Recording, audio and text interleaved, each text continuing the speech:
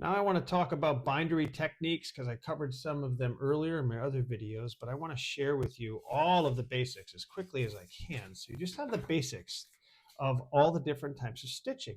There's saddle stitching, which I've talked about. That's a very common one with a staple in the middle and the pages go over. And you have to be mindful of how many pages are in the piece. That's the most cost effective. There's the loop stitch where you have loops. There is then the side stitch where we have literal staples along the side here. That's a very popular one as well. Turn the page here. Perfect binding, which is actually glue. It's actually glued right at the end, putting all the pages together. Perfect binding is those real nice magazines or nice booklets. They're perfectly bound and a good quality glue will hold things together nicely. That's typical. You have lay flat binding.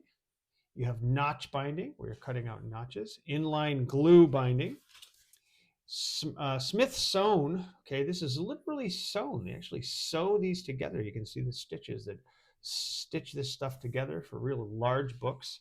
There's center sewn and there's side sewn. You know, you could put stitching along the side. There's case binding. Okay, you've seen these with books too, case binding. Those are very expensive to do, but definitely high quality. And look at the anatomy of a case binding. I mean, this is the breakdown of case binding. But that's like for a real fancy book, say. You have Japanese stab binding, it's a certain type. There's Coptic binding, it's another type of binding. We have, what else do we have here? Try to cover a few more. Spiral binding, you've seen those with presentations. Wiro binding, that's typical. You get that at Staples.